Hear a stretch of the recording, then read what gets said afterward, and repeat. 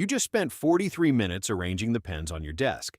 Not because they needed arranging, because one of them was slightly crooked, and your brain whispered that crooked pens mean you are sloppy, and sloppy people fail, and failure is not an option. So you fixed it. Then you noticed another one. Then another. 43 minutes later, you have perfectly aligned pens and zero progress on the actual work you sat down to do. Congratulations, you are a perfectionist. And it sucks. Not sometimes, not occasionally, every single day, in ways big and small, in ways that look productive from the outside but feel like drowning from the inside. Let me show you what I mean. You are writing an email. Simple email. 5 sentences. Should take 2 minutes. Except you rewrite the opening line 7 times because the tone feels wrong. Too formal, too casual, too demanding, too passive. You delete and rewrite. 20 minutes pass. The email still is not sent. Not because you do not know what to say, because what you say has to be perfect, and perfect does not exist, so you keep chasing it anyway. Or you are giving a presentation at work. You spent 16 hours preparing for a 20-minute talk. 16 hours, you memorized every slide, rehearsed every transition, anticipated every possible question. You stayed up until 2 in the morning adjusting font sizes because Arial 11 looked messy compared to Arial 12. The presentation goes fine, better than fine. Your boss compliments you, your colleagues nod approvingly. And all you can think about is the one slide where you stuttered for half a second, the one tiny imperfection in an otherwise flawless performance. That stutter plays on loop in your head for 3 days. This is not about wanting to do well. Everyone wants to do well. This is about needing to be flawless and punishing yourself when you inevitably are not. 25 to 30% of adolescents are negatively impacted by perfectionism. That number climbs higher in high achievers, college students, medical students, anyone operating in competitive environments where excellence is expected and anything less feels like catastrophe. 31% of university students in one study reported worrying about mistakes to the point where it affected their mental health extremely or very much. 75% total said it affected them at least somewhat. 3 out of 4 students walking around campus carrying this weight. And it manifests everywhere. In your academics, where you procrastinate on assignments not because you are lazy but because starting means risking imperfection, and risking imperfection triggers paralysis. Better to not start than to start and fail, your brain tells you. So you wait, and wait, until the deadline forces your hand and you rush through it and produce work that is objectively good but feels terrible, because you know it could have been better if you had not wasted all that time being afraid. The research backs this up. Perfectionism and procrastination are positively correlated. Concern over mistakes predicts higher procrastination. Fear of failure predicts both. You delay because delay protects you from judgment, from criticism, from proof that you are not as good as you need to be. In your appearance, where you change outfits 6 times before leaving the house because nothing looks right, and looking wrong means people will judge you, and being judged means you failed at something as basic as getting dressed. You are late to everything because you cannot leave until you look acceptable, and acceptable is a moving target that shifts every time you check the mirror. In your relationships, where you apologize constantly for things that do not need apologizing for, because existing imperfectly feels like a burden you are placing on others. Sorry for texting, sorry for asking, sorry for needing, sorry for being. You edit your messages before sending them, reread texts looking for tone errors, analyze conversations afterwards searching for moments where you said the wrong thing. Friendships become performances where you are always auditioning and never quite making the cut in your own mind. In your work, where good enough is never good enough. Where every project stretches beyond reasonable because you keep finding flaws that need fixing, details that need perfecting, elements that need improving. Where you stay late not because you have to, but because leaving means accepting that the work is done, and accepting that the work is done means accepting that it is imperfect. 76% of American workers experience burnout, at least sometimes. For perfectionists, that number skyrockets, because perfectionism does not just make you work hard. It makes you work endlessly, joylessly, toward a standard that does not exist while punishing yourself for not reaching it. Doctors experience this at brutal rates.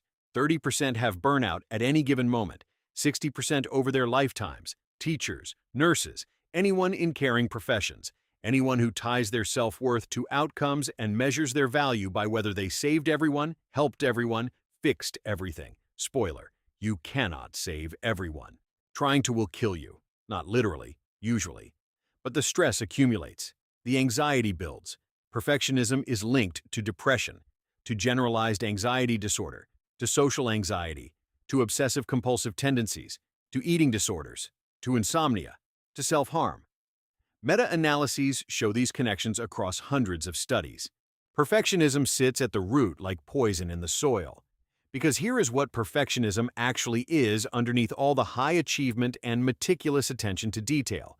It is the belief that your worth is conditional, that you are only valuable if you perform flawlessly, that mistakes make you unworthy of love, respect, belonging, that being human with human limitations is something shameful, and that belief is a trap with no escape route. You set impossible standards. You fail to meet them because they are impossible. You use that failure as evidence that you are inadequate. You raise the standards higher to compensate. You fail again. The cycle repeats, each iteration tightening the noose. Perfectionistic concerns, the worry about making mistakes, the fear of judgment, the doubt about whether anything you do is good enough, those are the toxic parts. Those are what correlate with lower well-being and higher stress.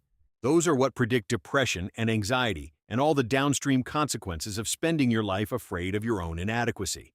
Perfectionistic strivings, the drive to achieve, the personal standards, the ambition, those can be healthy in moderation, can be, often are not, because they rarely exist in isolation.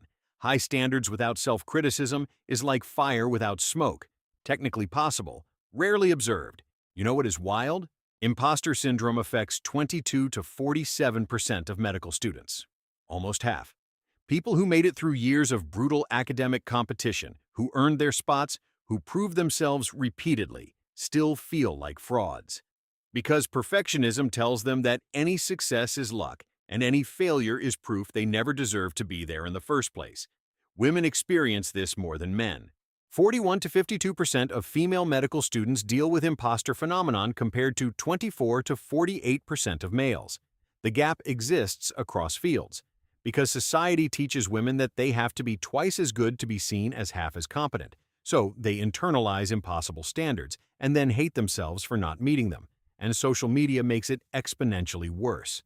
You see everyone else's highlight reel and compare it to your behind-the-scenes footage. You see carefully curated perfection and measure yourself against it. Self-critical perfectionism plus social media equals anxiety and decreased self-worth. The data shows it, especially in girls. But here is the really insidious part. Perfectionism makes you resist help. Because asking for help means admitting you cannot do it alone, which means admitting you are not perfect, which means confirming your worst fear about yourself. So you suffer in silence. You grind yourself down. You tell yourself that if you just try harder, work longer, push more, eventually you will reach the standard, and then you can rest. You will not reach the standard. There is no standard. It is a mirage. You are chasing something that does not exist while destroying yourself in the pursuit. Cognitive behavioral therapy helps. It teaches you to identify the distorted thoughts, challenge them, reframe them, build tolerance for imperfection, practice self-compassion. Stop measuring your worth by your productivity. But getting there requires admitting you need help, requires accepting that your perfectionism is not your strength, it is your prison. And that admission feels impossible when your entire identity is built around being the person who does not need help, because needing help is weakness, and weakness is unacceptable. So you stay stuck, arranging pens, rewriting emails, chasing flawless, hating yourself for falling short.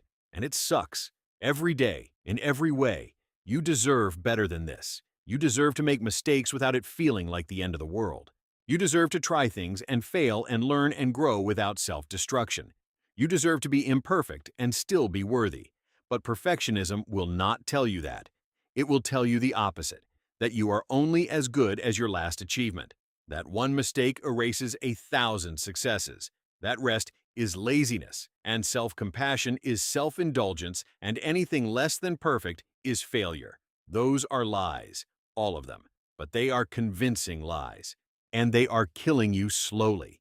If you stayed until the end, share your opinion in the comments. Your feedback helps us get better every time. Leave a like, subscribe for more content like this, and watch the next video on your screen. Big hug.